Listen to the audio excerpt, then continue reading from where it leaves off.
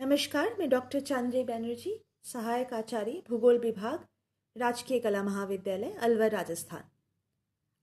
आज मेरी चर्चा का विषय है जनसंख्या भूगोल और जनांकिकी के अंतर संबंध।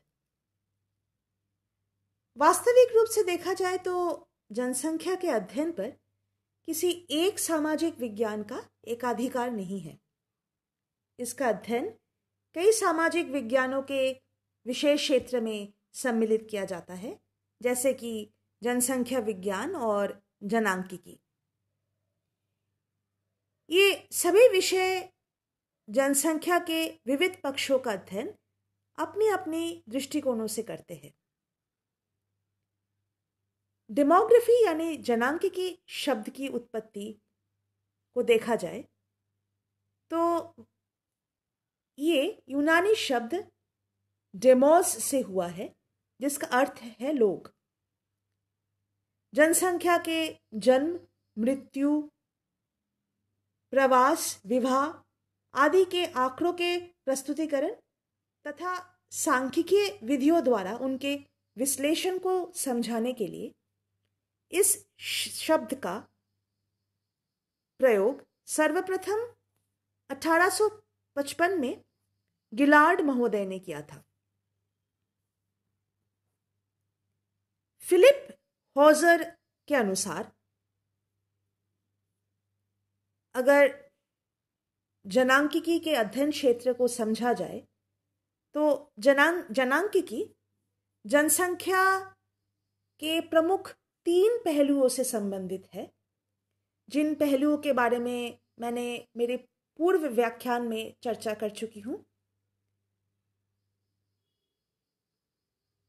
खासकर पॉपुलेशन साइज और डिस्ट्रीब्यूशन यानी कि कुल जनसंख्या और उसके वितरण प्रतिरूप, पॉपुलेशन चेंज और डायनामिक्स यानी कि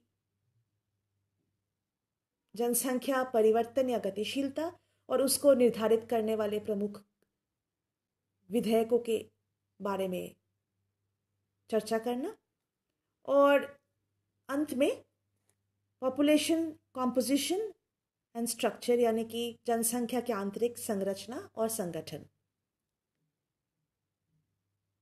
फिर प्रश्न ये उठता है कि जनसंख्या भूगोल और जनांकिकी एक दूसरे से भिन्न कैसे है।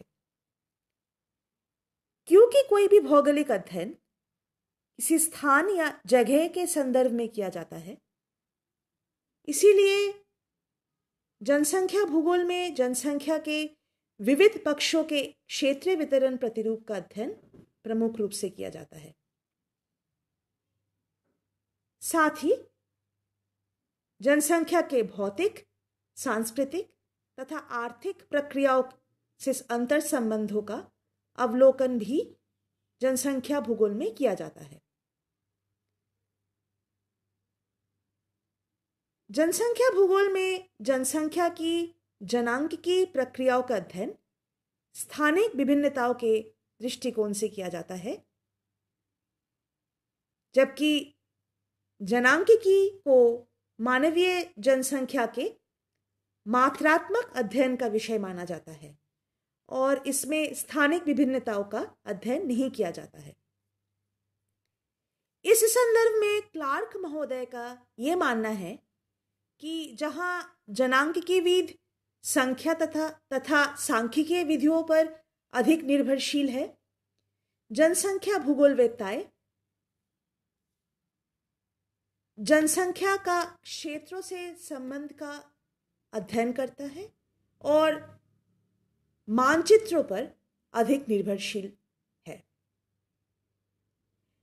लेकिन ये मानना पूरी तरह सही नहीं है कि जनांकिकी में क्षेत्रीय अध्ययन को पूरी तरह उपेक्षा कर दिया जाता है।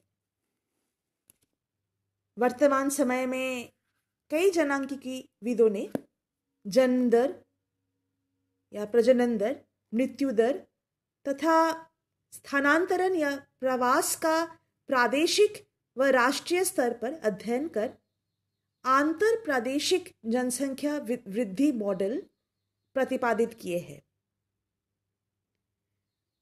वस्तुतः देखा जाए अगर तो जनांकिकी तथा जनसंख्या भूगोल के अध्ययन क्षेत्र एक दूसरे से घनिष्ठ रूप से इस प्रकार जुड़े हुए हैं कि यदि जनसंख्या भूगोलविद जनांकिकीविद के विश्लेषणात्मक एवं मात्रात्मक दृष्टिकोण पर जोर दे अथवा जनांकिकीविद भूगोलवेत्ता के स्थानिक प्रतिरूपों तथा अंतर संबंधों पर जोर दे तो दोनों विषयों के विषय क्षेत्र परस्पर से मिल जाते हैं। धन्यवाद।